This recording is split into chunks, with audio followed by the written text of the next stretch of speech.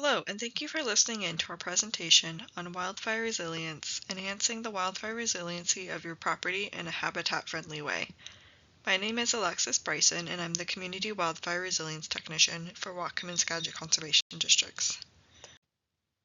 Whatcom Conservation District is a special purpose district.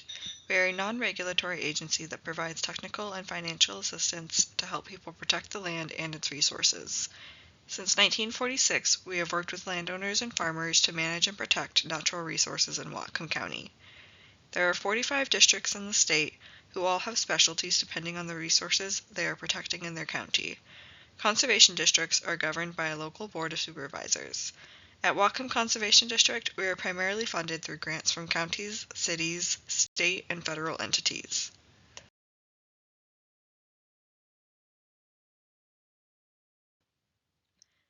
Our goal is healthy land, healthy water, and healthy people, and we promote this goal by encouraging responsible stewardship of our natural resources. To achieve this goal, we offer technical and financial assistance and a number of different programs. This includes our farm planning team, who works with agricultural producers to achieve their farm goals with best conservation practices in mind. We also have our riparian team, who works to protect fish-bearing streams, and our education and outreach team, who works with folks of all ages to teach about our natural resources. The Wildfire Resilience Program is part of the Education and Outreach and Climate Resilience teams. Our wildfire program is built upon a four-pronged approach. We empower landowners with tools and resources, access to experts, and workshops so they are informed with the best available science. We also support communities in their wildfire planning and fuels reduction projects. Many communities choose to enroll in wildfire mitigation frameworks such as FireWise USA, and we support them through this process. We work alongside partners such as Department of Natural Resources, Department of Emergency Management, local fire districts, and many others to share expertise and lessons on wildfire mitigation and collaborate on best mitigation practices. Across all levels, we evaluate wildfire risk. This includes individual home risk assessments, neighborhood-level risk assessments, and county-wide mitigation plans. Why do we do the work that we do? Wildfire risk is increasing in western Washington due to several factors, a primary one being changes in climate patterns that are creating conditions that are more conducive to wildfires. Trends like higher air temperatures with less rainfall and an earlier snowmelt all combine to create drier fuels in forests. Not only does the snow melt earlier, but in recent years, reduced snowpack means there is less of it to melt.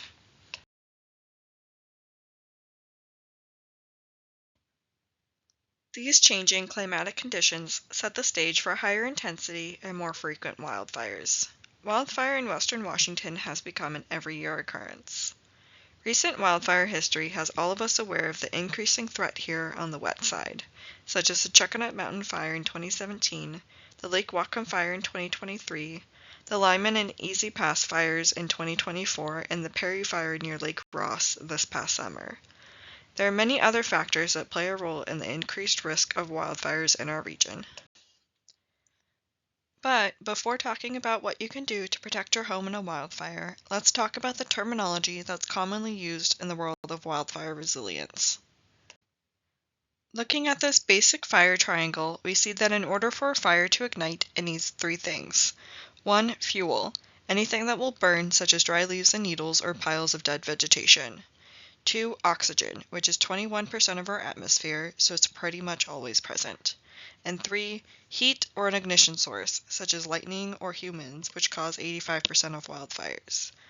Wildfires typically start due to a combination of dry vegetation, hot, dry conditions, and an ignition source. Looking at this basic fire triangle, we see that in order for a fire to ignite, it needs three things. 1. Fuel, anything that will burn, such as dry leaves and needles or piles of dead vegetation. 2. Oxygen, which is 21% of our atmosphere, so it's pretty much always present. And 3. Heat or an ignition source, such as lightning or humans, which cause 85% of wildfires. Wildfires typically start due to a combination of dry vegetation, hot, dry conditions, and an ignition source. Now, once a wildfire is started, there are three factors that influence its behavior. We use a lot of triangles in the wildfire resiliency world. The first is fuel. How much of it there is, how dry it is, and where it is. The second is weather conditions. Wind, humidity, temperature, and precipitation play major roles in how a fire behaves or misbehaves. And finally, topography or the slope of the land. Wildfire will travel uphill significantly faster than across flat ground. We can't control the weather and we can't really control the topography of where our house is, but we can control the amount of fuel that we have on and around our homes. So we focus on what it is that we can control.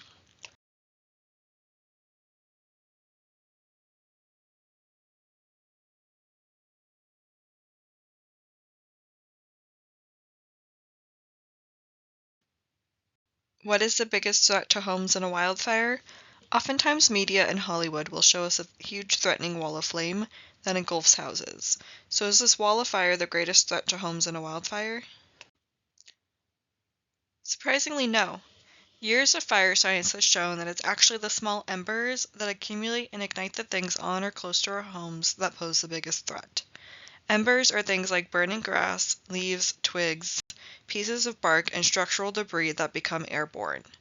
Embers can be carried more than a mile by wind and extend fire lines by starting spot fires ahead of the main fire front. Most homes are lost due to embers, not direct flame. This is confusing because what hurts humans is not what ignites structures. Understanding how wildfire spreads is important for identifying ways to mitigate risk around your own home. 85% of wildfires are started from human ignition sources like escaped burn piles, campfires, fireworks, etc. A fire usually starts on the ground and spreads through the fuel, like leaf litter, dry pine needles, and duff on the forest floor. Vegetation like shrubs, tall grasses, and low-hanging branches carry the ground fire up into the canopy of the trees through what we call ladder fuels. Once a ground fire is going, it sends out more embers that ignite vegetation further away and create more spot fires. These spot fires start the whole process over again and again and again.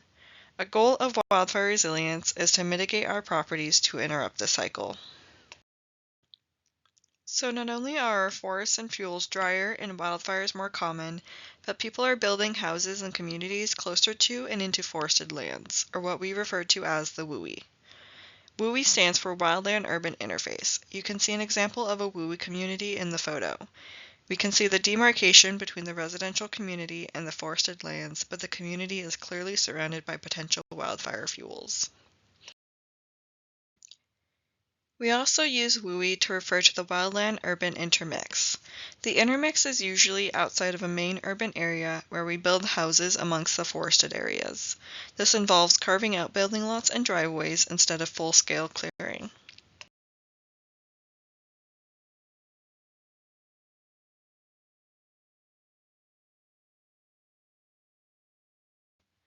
This is a Whatcom County WUI map showing wildfire risk based on where people live in proximity to forested lands.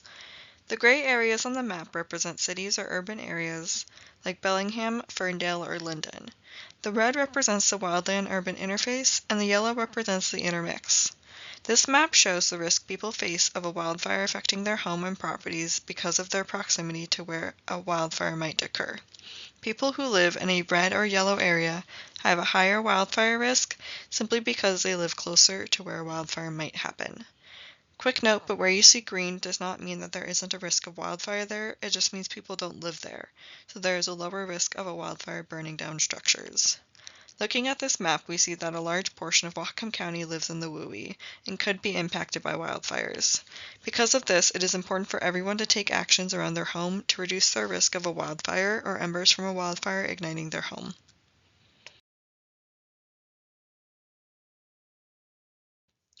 Don't despair, there are things we can do to help protect our homes and property. Research shows that homes ignite due to the condition of the home and everything around it up to 100 feet from the foundation. The best practice for homeowners is to improve their defensible space via improvements in the home ignition zone, or HIZ. The HIZ includes the immediate zone, which is the house itself in the first 5 feet, the intermediate zone, which goes out to 30 feet, and the extended zone out to 100 feet from the house. The HIZ is the area where your actions can have the most effect on reducing the risk of damage or destruction to your home or property during a wildfire. If you only wanted to do the most minimal work, start with the immediate zone, which is the most vulnerable, and work your way out. Let's take a closer look at and define each of these zones. Zone 1 is the immediate zone. This includes the house itself and the first 5 feet around the house's footprint, which includes the decks and porches. This should be a non-flammable zone. In this zone, we want to clear all debris from the roof, gutters, and around the house, remove any wood chips in this zone, and make sure all vent screens are covered with 1/8 inch steel screens. Other home hardening practices may be needed depending on the individual structure. The roof is the most vulnerable part of your home due to its exposure and surface area. This means roof maintenance is very important. Wood shingle roofs should be replaced or treated with a fire-resistant sealant. Other roof maintenance includes inspecting the condition of the roof and making repairs to prevent ember penetration.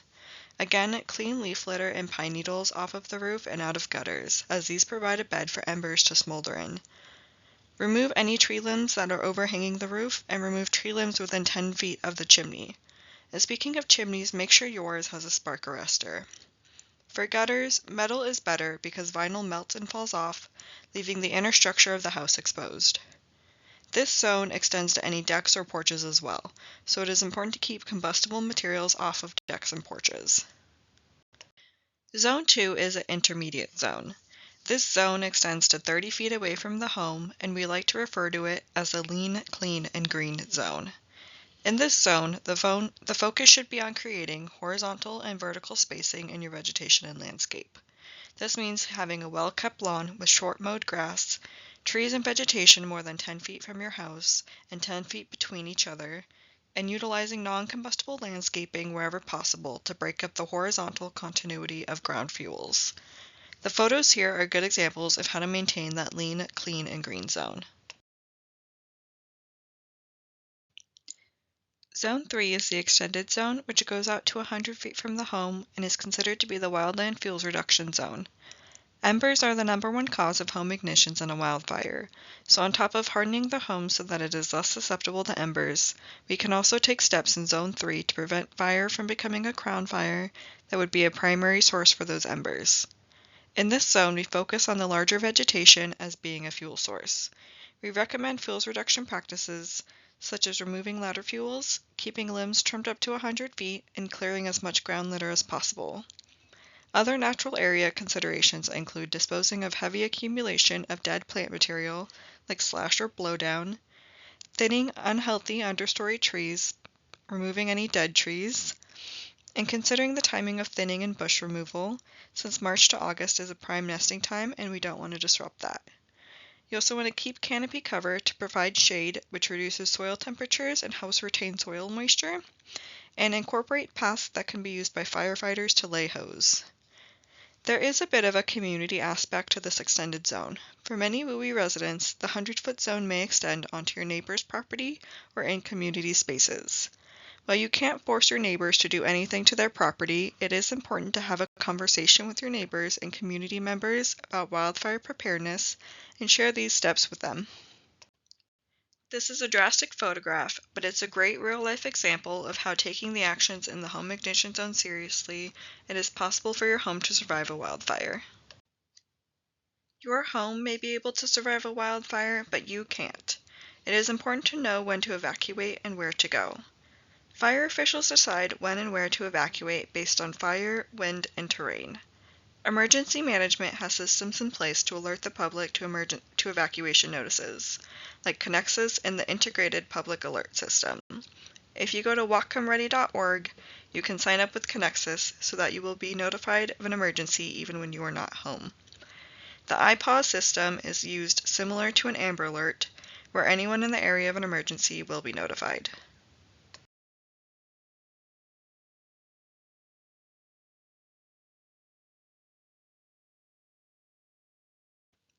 Emergency management uses a Ready, Set, Go notification system to let you know when it is time for you to evacuate.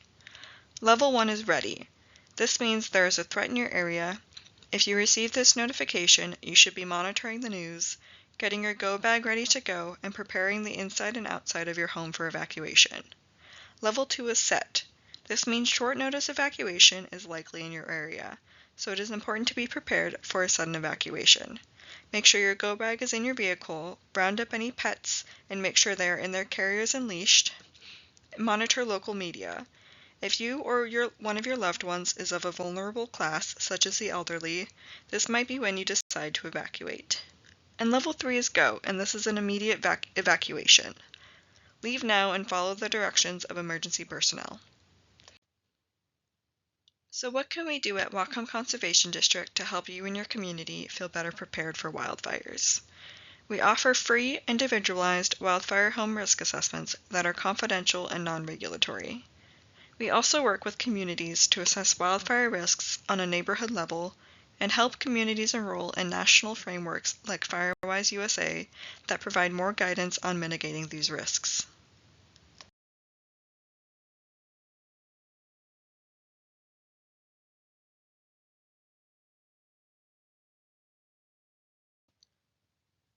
If this sounds like something you or your community might benefit from, you can reach out to either myself or my colleague, Robert Walters, or visit our website at whatcomcity.org/wildfire.